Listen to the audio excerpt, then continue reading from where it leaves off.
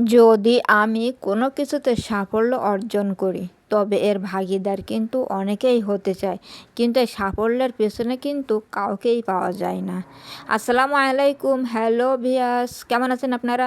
আশা করি আল্লাহ তাআলার অশেষ রহমতে ভালোই আছেন। আলহামদুলিল্লাহ, আমিও ভালো আছি। বরাবরের মতো আজও চলে আসলাম আপনাদের মাঝে নতুন দিনের নতুন আরেকটি ভিডিও নিয়ে। আমার ইউটিউব চ্যানেলের পক্ষ থেকে আপনাদের সকলকে আন্তরিক অভিনন্দন এবং মুবারকবাদ। চলুন তাহলে আজকের ভিডিওটি শুরু করা যাক। ভিউয়ার্স, আজও আমি আপনাদের একটি স্লিমিং টি তৈরি করে দেখাবো। নিলাম 1 কাপ পানি, একদম ফুল 1 কাপ, আর চুলাটাও কিন্তু জ্বালানো আছে আর পানিটা গরমও হয়ে গেছে। এখন এর সাথে দিয়ে দেব আদা। এটা আমি থেতো করে নিয়েছি। এখন আদাটা জ্বালানো হয়েছে কিছুক্ষণ, তারপরে তেজপাতা আর কচি লেবুর পাতা যেগুলো ধুয়ে রাখছিলাম সেগুলো অ্যাড করে দেবো। এবার একটু জাল হতে থাক, তার মধ্যে আমি এদিকে নিয়ে নিলাম 1 চা চামচ চিনি আর নিয়ে নেব লিকার, এটাও 1 চা চামচ। তারপরে দেখুন এই যে সেই পানিগুলো জ্বালিয়ে একদম হাফ করে ফেলেছি, আর পানির কালারটা দেখেছেন কি সুন্দর চেঞ্জ হয়েছে, একদম সবুজ হয়ে গেছে। এখন এই পানিগুলো আমি ধীরে ধীরে লিকারের উপরে দিয়ে লিকারটা একদম চায়ে পরিণত করে নেব। ভিউয়ার্স, যারা আমার এই ভিডিওটা দেখা শুরু করেছেন কিন্তু একটি লাইক দিতে ভুলে গেছেন, প্লিজ আপনাদের কাছে একান্তই অনুরোধ, আপনারা লাইক দিয়ে আমার ভিডিওটা দেখা শুরু করবেন, কারণ আপনাদের ছোট্ট একটি লাইক কিন্তু আমার কাছে অনেক গুরুত্বপূর্ণ ভিউয়ার্স। তাই অবশ্যই লাইক দিয়ে ভিডিওটা দেখা কন্টিনিউ করবেন। এখন আমার এই যে চাটা অলমোস্ট ডান, এখন শুধু গুলিয়ে নেব চিনিটা, একদম চা রেডি। ভিউয়ার্স, এটা কিন্তু স্লিমিং টির একদম বিকল্প, এটা খেতে পারেন আর আপনি দেখবেন যে এর বেনিফিট কত। একদম স্লিমিং টিতে যেমন বেনিফিট পাবেন, এটাও তো তেমন। এটা বাসায় তৈরি করে খেতে পারেন ভিউয়ার্স আপনারা। তারপরে যে চা তৈরি করে যে হাঁড়িয়ে যে কিছুটা থালা বাসন যা ছিল সেগুলো আমি নিয়ে চলে আসলাম কলে। এখন এগুলো সুন্দর করে মেজে পরিষ্কার করে নেবো। একটা হটপট, যেটা ওই যে ভিতরে নাস্তা থাকে, এইটা দিয়ে নাস্তাটা খেয়ে স্লিমিং টিটা খেয়ে তারপরে এগুলো এখন ধোয়া মাজা করতে চলে আসলাম। তা আমি এগুলো মাজা ধোয়া করতে থাকি আর আপনারা দেখতে থাকুন, আর আমার কিছু কথা একটু মনোযোগ সহকারে শুনুন। ভিউয়ার্স, আমার কিন্তু এই ইউটিউব নিয়ে অনেক বড় একটা ড্রিম আছে, যেটা কিন্তু আমি সবসময় বলে থাকি যে আপনাদের সহযোগিতা ছাড়া কিন্তু পূরণ করা সম্ভব না। একমাত্র আল্লাহ তাআলার রহমত আর আপনাদের সাপোর্ট পেলেই কিন্তু আমার এই বিশাল ড্রিমটি পূরণ হবে। কারণ ইউটিউব এমন একটি প্ল্যাটফর্ম যেখানে একা একা কখনোই যে লক্ষ্য সেই লক্ষ্যে পৌঁছানো যায় না। তাই আপনাদের সাপোর্ট আমি সব সময় কামনা করি। অনেক কষ্ট করে কিন্তু শুধু আপনাদের জন্য এই ভিডিওটি তৈরি করি। আপনাদের গুরুত্বপূর্ণ মতামত অবশ্যই কমেন্ট সেকশনের মধ্যে জানাবেন, আর আপনাদের একটি কমেন্টের অপেক্ষায় কিন্তু আমি সব সময় থাকি, আর কমেন্ট অতি আগ্রহের সঙ্গে পড়ি এবং রিপ্লাই দিয়ে থাকি। তাই আপনারা সব সময় আমাকে একটু সাপোর্ট দিবেন, যাতে আমি আপনাদের সাপোর্টের কারণে আমার অভীষ্ট লক্ষ্যে পৌঁছে যেতে পারি। তা ভিউয়ার্স, দেখুন আপনাদের সাথে কথা বলতে বলতে আমার সব কিছু মাজা শেষ। এখন সুন্দরভাবে ধুয়ে নেব। এটা হচ্ছে চার হাঁড়ি, আমি চাটা খেয়ে এগুলো না রেখে তাড়াতাড়ি করে ধুতে চলে আসলাম। চাটা খাওয়া শেষ, একেবারে যদি ধুয়ে নেই তাহলে আমার কাজটাও গোছানো হয়ে যাবে।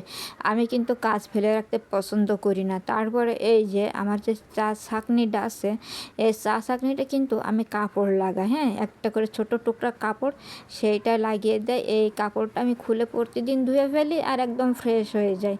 এইটা চার যে লিকারটা এতে কিন্তু সুন্দরভাবে আটকায়।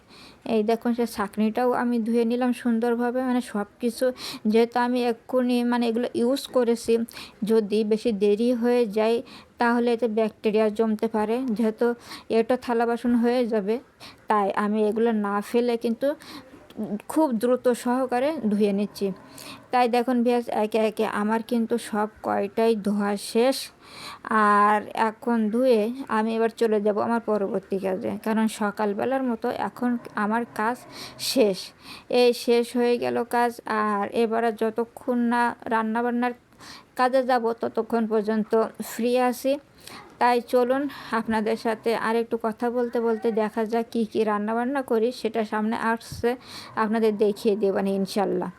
এই দেখুন নিয়ে আসা হয়েছে মাছ, যেটা অফ ক্যামেরায় আমি কেটে সুন্দর করে ধুয়ে নিলাম, এখন একটু দেখিয়ে দিলাম। তারপরে এই যে সরাসরি রান্নায় চলে আসলাম। মাছটা এখন ম্যারিনেট করা হয়েছিল, কিন্তু আপনাদের দেখাতে মনে ছিল না, তাই ফ্রাই করার সময় একটু দেখিয়ে নিলাম।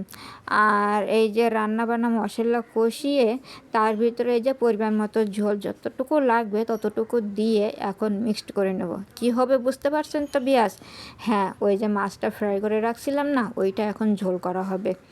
কারা কারা এই মাছ ঝোল খেতে পছন্দ করেন বিয়াস, অবশ্যই অবশ্যই একটু কমেন্ট সেকশনে জানাবেন মাছ ঝোল কার কার প্রিয়। আমার কিন্তু ভীষণ প্রিয়, আমি তরকারি থেকে মাছ ঝোল খেতে কিন্তু খুবই পছন্দ করি। তো আজকে মাছ ঝোলটা রান্না করা হবে। এই যে দিয়ে দেওয়া হলো মাথাটা, তারপর এক এক করে সমস্ত মাছ ঝোলের ভিতরে দিয়ে হবে।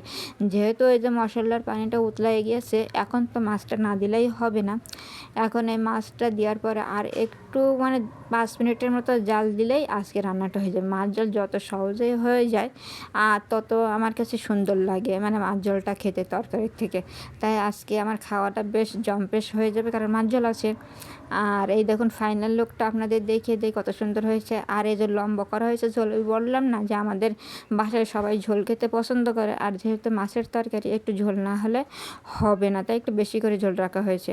তারপরে এই যে এটাকে আমরা বলি চাল কুমড়া, কিন্তু এই চাল কুমড়াটার কী অবস্থা আপনারা কিছু নোটিস করতে পারতেছেন ভিউয়ার্স? এই যে চাল কুমড়াটা নিয়ে আসছিলাম, বললো যে জালি হবে, কিন্তু আনফর্চুনেটলি সেটা একদম মানে দানা হয়ে গেছে। কি আর করার, দানাগুলো ফেলে দিয়ে এখন এটা ভাজি করতে হবে, তাই মানে ছিলে নিলাম। তারপরে এই যে দানাগুলো ফেলে সুন্দরভাবে কুচিয়ে নিলাম।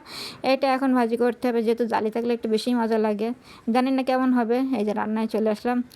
আর এই লাউ মানে এই যে জালিটা, জালি বলি চাল কুমড়া বলি, যাই হোক যে কোনো একটা আপনারা যেটাই বললে বোঝেন। আবার এটা দিয়ে কিন্তু পেকে গেলে ওই যে কুমড়ার বড়ি আছে না, সেইটা দিয়ে দেয়, সেই কুমড়া এটা এত পরিমাণে হয়েছে যে আমার পাত্রটা ছোট হয়ে গেছে। আগে বুঝি নাই যে পাত্রে ধরবে না, তাই খুব সাবধানের সাথে আস্তে আস্তে করে ওই যে মশলাগুলো দিয়ে যে পানি গরম করা হয় সেটার সাথে মিক্সড করতে হবে। তা দেখেছেন আমি কি কাণ্ডটা এখানে ঘটিয়ে ফেলেছি বিহার। এটা কি মানে কীভাবে কি করবো এখন বুঝতেই পারছি না, নাড়াচাড়া একদম করা যাচ্ছে না।